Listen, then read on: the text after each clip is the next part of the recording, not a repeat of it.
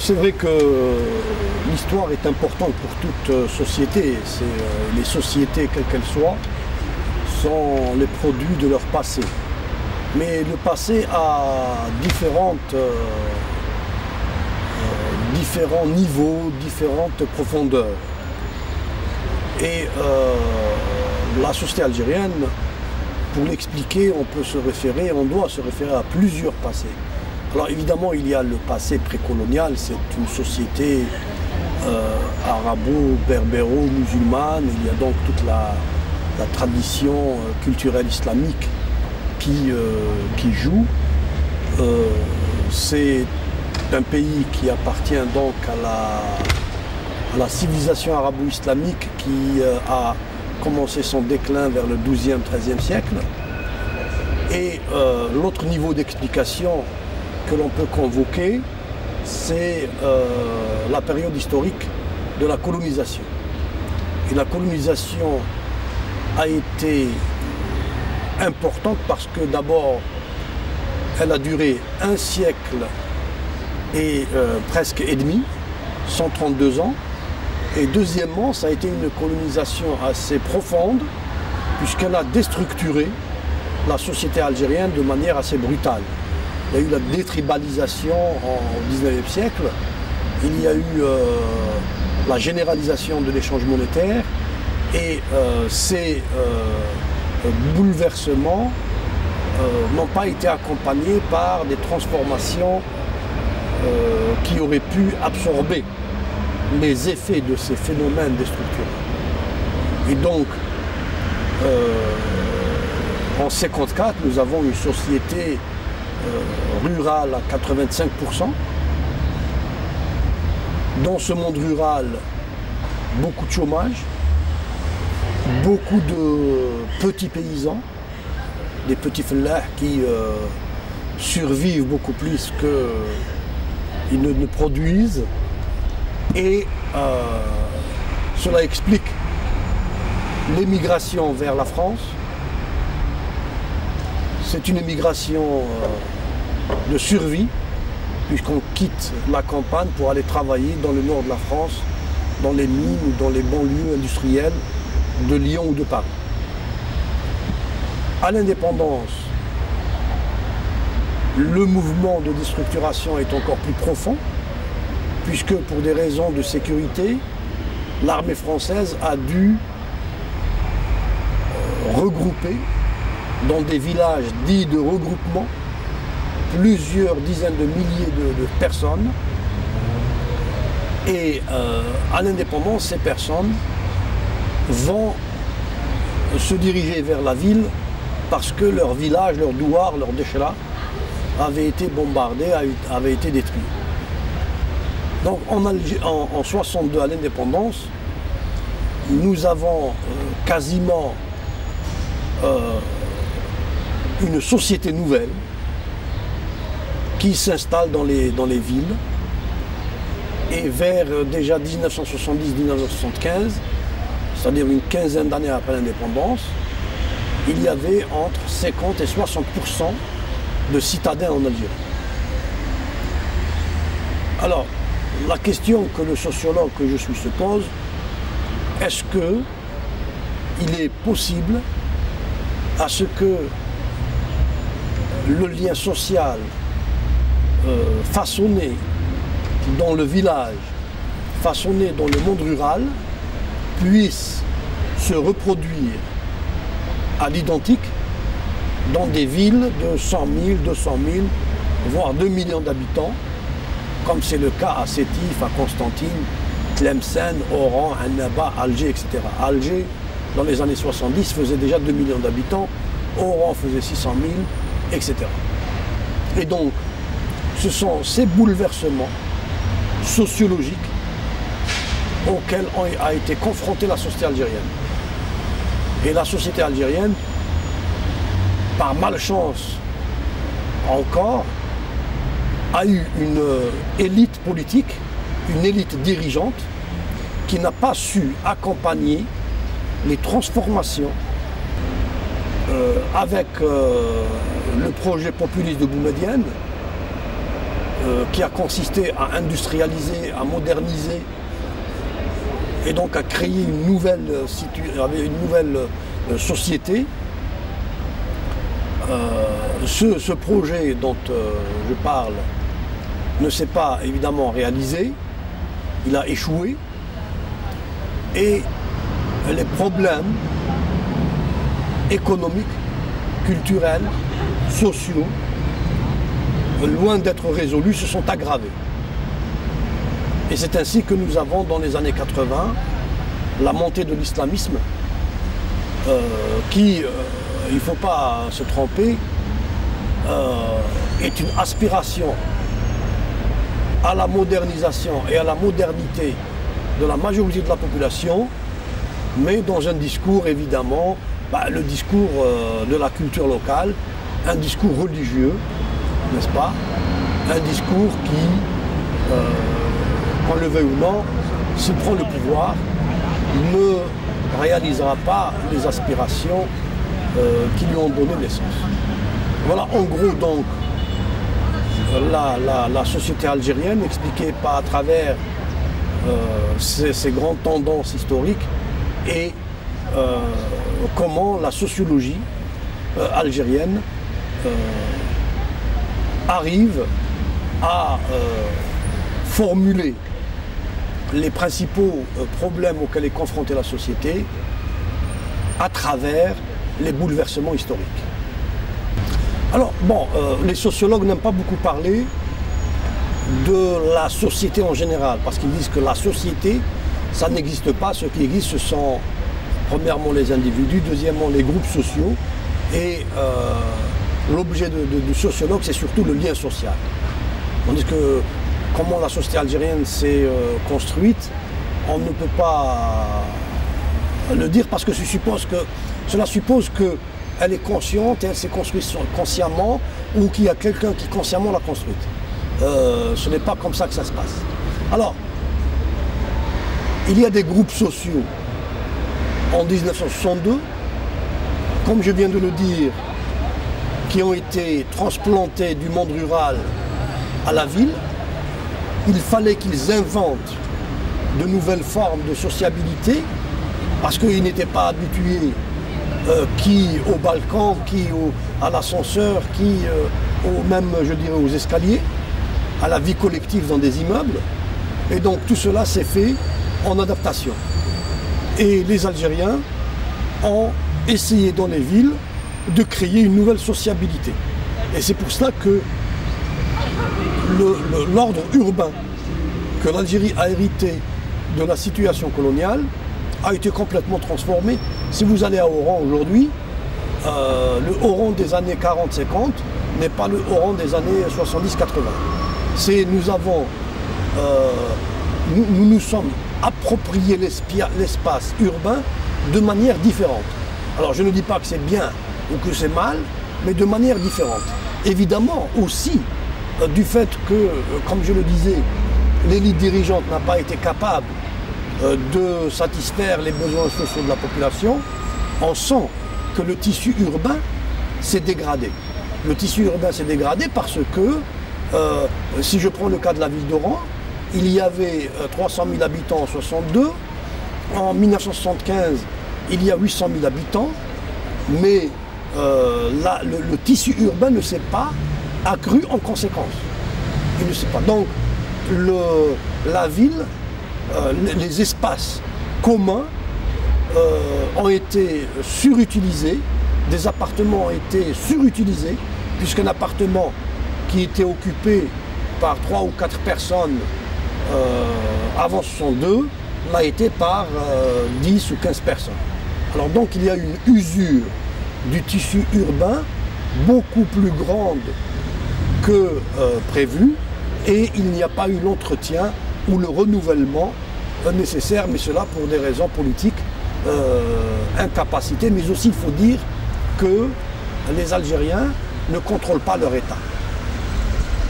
Nous avons eu une élite dirigeante qui, à l'indépendance, considérait que la politique c'était son domaine réservé, et donc les Algériens n'avaient pas le droit ni de contrôler leurs dirigeants, ni les sanctionner électoralement, et donc c'était une affaire privée. Donc les Algériens ne contrôlaient ni les mairies, ni les préfectures, ni les ministères, ni le Parlement, ni la présidence. Et donc il y a eu un État qui s'est coupé de la population et une population qui a été laissée à elle-même. Alors comment que ça a marché? Eh bien, ça a marché parce que, heureusement ou malheureusement, il y a eu la rente pétrolière. L'Algérie dispose de richesses en hydrocarbures qui lui ont permis d'importer des produits de consommation, ce qui a permis à la population de vivre sans trop de difficultés. Et au pouvoir aussi de négocier les contraintes. Voilà, en gros, l'économie de l'Algérie, c'est une économie rentière, c'est une économie administrée. La balance commerciale indique que 98% des recettes du commerce extérieur proviennent de la vente des hydrocarbures, ce qui signifie que nous ne produisons rien et nous ne vendons rien à l'étranger. Tout provient de l'étranger grâce à la rente pétrolière, grâce au pétrole. Voilà la situation économique aggravée en plus par un taux de croissance démographique assez élevé et avec ces tendances que je viens d'expliquer, vous comprenez pourquoi l'Algérie est aujourd'hui dans la situation de crise qu'elle vit actuellement. Elle est dans une situation de crise parce que l'État n'a pas été capable d'accompagner les transformations et aussi de satisfaire les besoins sociaux élémentaires en santé, en logement, même je dirais en éducation. C'est vrai qu'il y a une éducation sur le plan quantitatif, mais l'éducation sur le plan qualitatif, ça laisse à désirer. Et donc, si vous voulez, c'est un État qui a échoué. Une société est composée de l'espace privé, l'espace domestique, et de cet espace où les membres de la famille, de l'espace domestique, sortent et entretiennent des relations entre eux. C'est ce qu'en Occident on appelle l'espace public. Moi, pour l'Algérie, je n'oserais pas l'appeler espace public, parce que précisément dans mon livre, j'indique que l'espace public est en train de se construire. Et donc en Algérie, il n'y a pas d'espace public. Il y a des espaces communs. Il n'y a pas d'espace public. Parce que l'espace public se constitue autour de la notion de l'autonomie de l'individu, de sa liberté, et de l'individu comme sujet de droit. Et en Algérie, il n'y a pas ça. Il n'y a pas l'individu sujet de droit. L'individu, c'est un élément qui appartient à un groupe, à un réseau, etc. Et donc, pour que vous puissiez, en tant qu'individu, vous reproduire dans l'espace commun, dans ce qui va devenir forcément l'espace public, vous avez besoin de réseau, vous avez besoin d'appui, vous avez besoin de ce que les Algériens appellent le piston. Et pourquoi? Parce que l'État est défaillant. Parce que normalement, c'est l'État qui gère l'espace public. Et à partir du moment où l'État est défaillant, eh bien, chacun se débrouille comme il peut.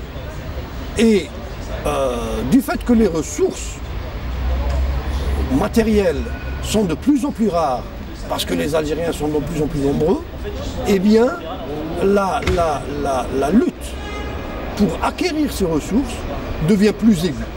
Et on voit monter en puissance une pratique qui existait mais qui était assez marginale en Algérie, c'est la corruption.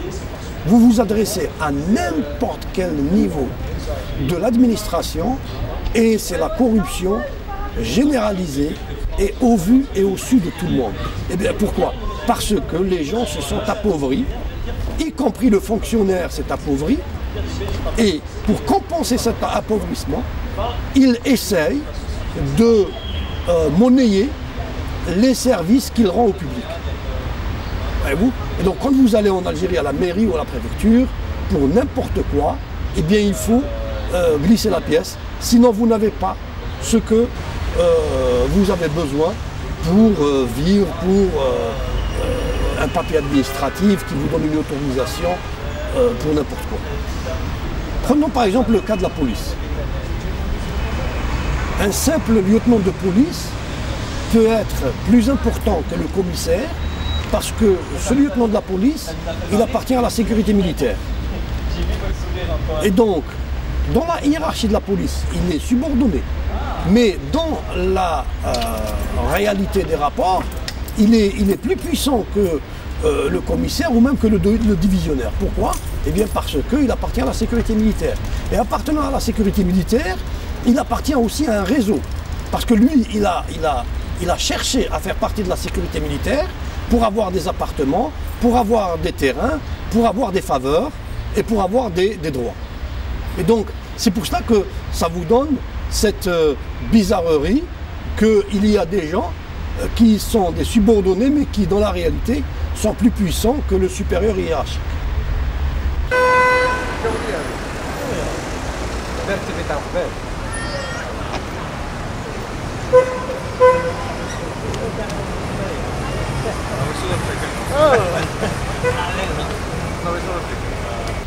Alors, les rapports entre Algériens, ce sont des rapports de manque de confiance. Les gens n'ont pas confiance dans les uns les autres et c'est pour ça qu'ils font appel à des cousins ou à des gens du village dont les parents se connaissent. Et pourquoi cette situation? Eh bien parce que l'État est défaillant au niveau des tribunaux et au niveau de la justice. Parce que s'il y a un litige entre deux administrés, eh bien le litige sera tranché en faveur de celui qui donne le plus d'argent. Et c'est ainsi que dans une affaire commerciale, une affaire économique, les gens évitent de s'allier avec des personnes qu'elles ne connaissent pas bien ou sur lesquelles elles ne peuvent pas faire pression. Et c'est ainsi qu'ils font appel à des cousins. Voyez-vous, s'il y a un conflit, eh bien le conflit est résolu à l'intérieur du lignage en faisant appel aux vieux qui trancheront. Et on ne fait pas confiance à l'État parce que l'État n'est pas crédible. Les institutions de l'État ne sont pas crédibles.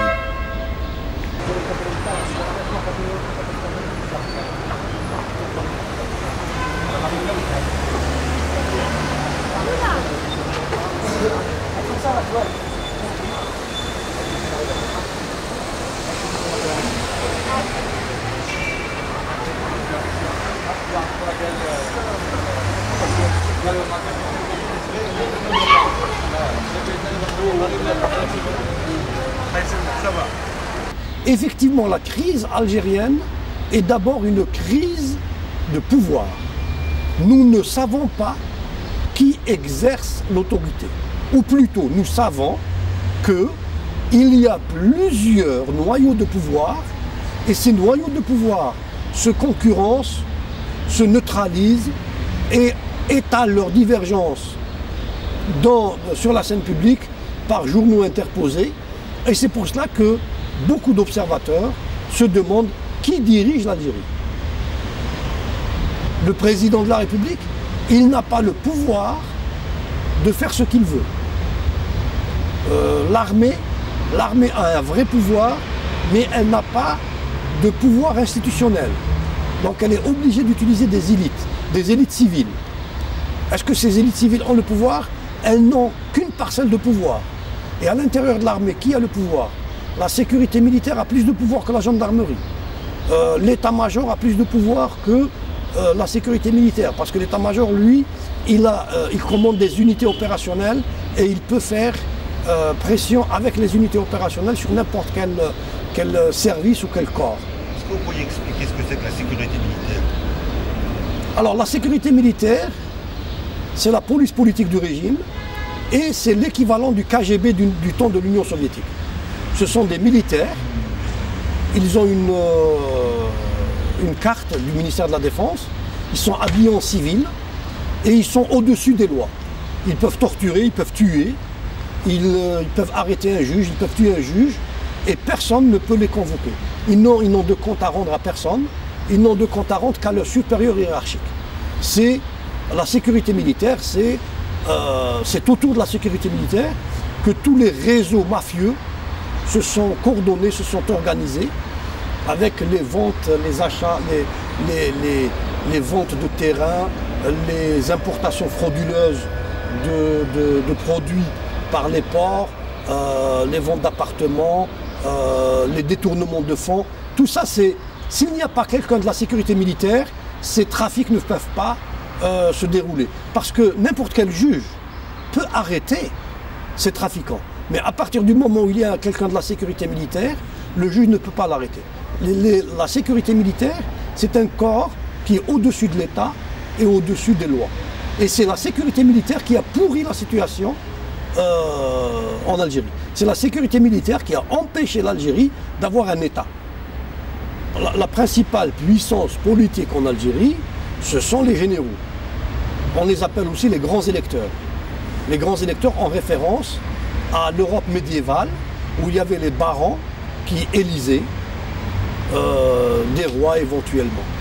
Eh bien, ce sont des grands électeurs parce que ce sont eux qui désignent le président, ou plutôt le candidat à la présidence, et l'administration fait une mascarade d'élection, mais tout le monde sait que ce sont les généraux qui élisent le président, donc il n'y a pas d'élection en Algérie. Et actuellement, le pouvoir est en crise parce que les grands électeurs, c'est-à-dire les généraux, ils ne sont pas d'accord entre eux sur le candidat. Certains généraux soutiennent Bouteflika, d'autres généraux soutiennent Benflis, et donc toutes les institutions sont en crise parce qu'il y a une lutte à l'intérieur des appareils de l'État, une lutte assez forte qui fait encore plus perdre la crédibilité, le peu de crédibilité qu'il y avait à l'État algérien. Et donc les généraux ne sont pas des soldats de la République, ce ne sont pas des militaires d'un État de droit, ce sont des militants d'un parti et ils sont en uniforme. C'est un peu comme la Corée du Nord ou l'Union soviétique, mais avec, en Union soviétique, avec plus de cohérence idéologique, puisque c'était le parti, le PCUS, qui traçait la ligne, les lignes politiques. Tandis qu'ici, c'est un peu, il ne faut pas oublier, c'est un pays du tiers-monde, c'est un pays du Sud, et donc ce sont des rapports bruts, des rapports violents, des rapports qui ne sont pas institutionnalisés et qui mènent à l'état de crise que connaît l'Algérie.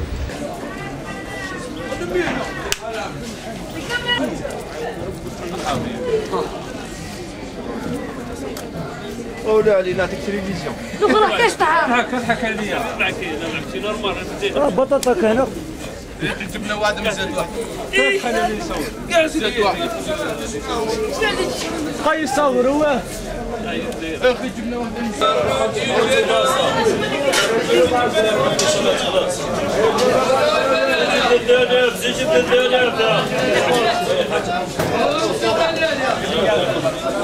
Alors, ce qui s'est passé en 92, il y a eu donc l'annulation des élections remportées par les islamistes. Et juste après l'annulation des islamistes qui ont pris les armes, qui sont montés dans les maquis, et les généraux pour combattre ces islamistes, ils ont créé des commandos soi-disant islamistes, mais qui étaient en fait des services spéciaux. C'était des unités spéciales de l'armée qui étaient habillées en islamistes et qui tuaient des gens au nom des islamistes, en disant que ce sont les islamistes. Alors maintenant, dire... C'est la sécurité militaire, on revient à la sécurité militaire. C'est la sécurité militaire qui a organisé ces contre-maquis.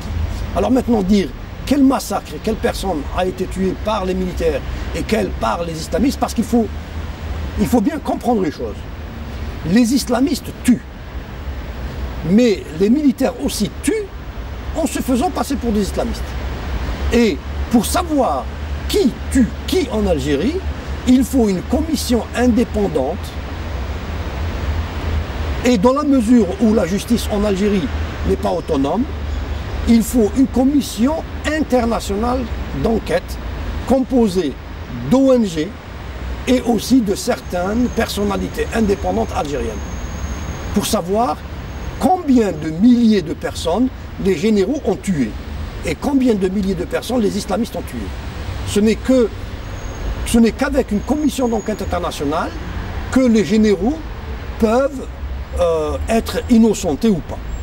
Autrement, tout le monde sait, c'est évident, qu'il y a la sécurité militaire a mis sur pied le GIA et le GIA a tué des millions de personnes. Des milliers de personnes, pardon. Ont tué des civils, premièrement par représailles, parce que ce n'était pas n'importe quel civil qui était tué. Les civils qui étaient tués, c'était les familles d'islamistes dans les maquis. Et deuxième raison, c'est pour discréditer les islamistes. Les Algériens à l'intérieur, ils disent que le GIA, c'est les groupes islamistes de l'armée. Alors maintenant, on revient à la commission d'enquête internationale. Il faudrait une enquête, parce que dans un état de droit, seul le juge peut dire, ou seule la justice peut dire qui est coupable et qui a tué. Même moi ici, devant vous, devant cette caméra, je n'ai pas le droit de vous dire que ce sont les généraux ou que c'est la sécurité militaire. Ce que je dis, ce que je répète et ce que j'ai écrit depuis toujours, il y a de lourds soupçons qui pèsent sur les généraux et sur la sécurité militaire en particulier. Maintenant, c'est au juge, c'est à la justice de les disculper.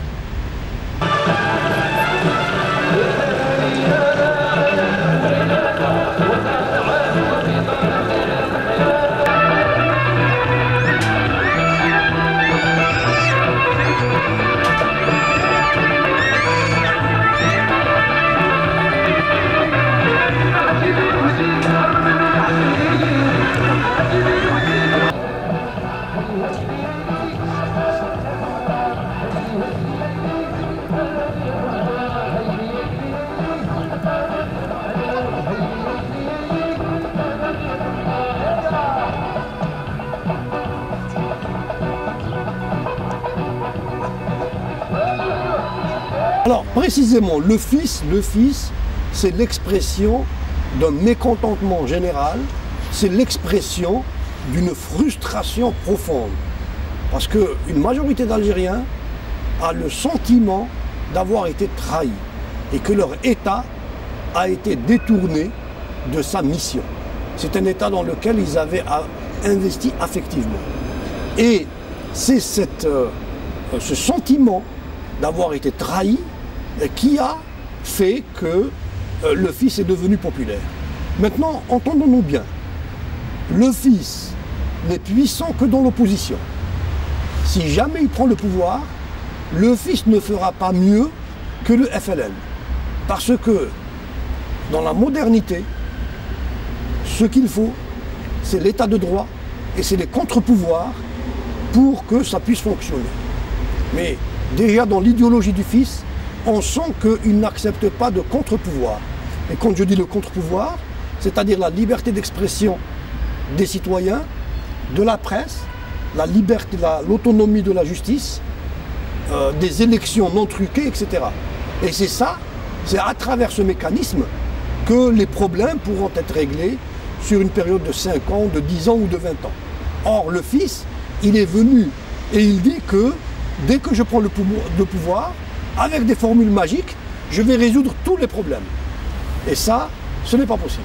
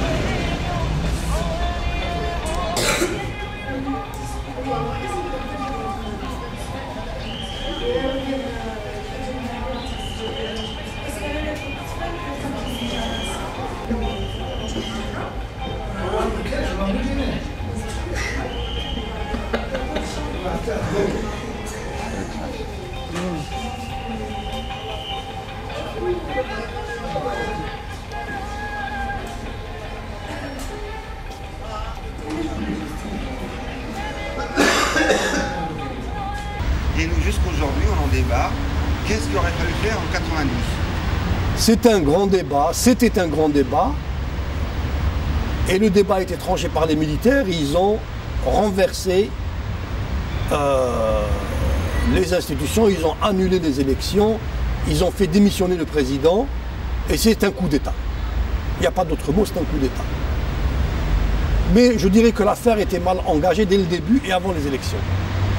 Parce qu'avant les élections, il aurait fallu un pacte national entre tous les partis politiques et le régime, et en particulier l'armée. Il aurait fallu dire voilà ce qui n'est pas possible de faire et voilà ce qu'il est possible de faire. Mais à partir du moment où jamais les militaires n'avaient pensé qu'il y allait avoir un changement de régime, qu'il y allait avoir une alternance électorale, ils pensaient pouvoir truquer les élections, ils pensaient que le FLN allait remporter les élections, n'est-ce pas? Eh bien, ça a été inattendu pour eux en décembre 1991. Eh bien, ils n'ont pas accepté les élections, ils ont annulé les résultats. Mais c'était une erreur parce que en 1992, il aurait encore été possible d'annuler, pas les élections, mais de dissoudre l'Assemblée nationale au cas où l'Assemblée nationale fils islamiste prenne des mesures contre l'État républicain, contre la forme républicaine de l'État. Le président Benjedid à l'époque avait la possibilité de dissoudre l'Assemblée nationale. Et surtout, il aurait fallu s'entendre avec la direction politique du fils. Et Abdelkader Hachani à l'époque, dirigeant du fils, était prêt à ce type de négociation et à ce type de compromis. Il aurait fallu que certains ministères ne soient pas contrôlés par les islamistes, et notamment le ministère de la Défense. Mais évidemment, les militaires ne voulaient pas partager le pouvoir. Les militaires voulaient le pouvoir intégralement, comme ils le veulent aujourd'hui. Ils ne veulent pas lâcher le ministère de l'Intérieur, ils ne veulent pas lâcher le ministère des Finances, ils ne veulent pas lâcher le ministère de la Justice, ni aucun ministère. Ils étaient peut-être prêts à lâcher des ministères techniques, le commerce ou les PTT, mais pas les ministères dits de souveraineté. Et c'est là la cause de la crise. La crise a été provoquée par l'arrêt des élections. Et de mon point de vue, et à l'époque je l'avais écrit, il aurait fallu laisser l'expérience aller à son terme. Mais il y en a qui disent que si on l'aurait laissé, petit à petit, les islamistes auraient complètement le pouvoir et il n'y aurait plus possibilité de faire marche arrière. Non, alors là, je pense que... répondu déjà un petit peu avant, mais... Non, là, je pense que ça, c'est ne pas connaître la société algérienne et ne pas savoir quel est le contenu du vote fils. Le vote fils n'était pas pour un État théocratique ou pour la suppression des libertés.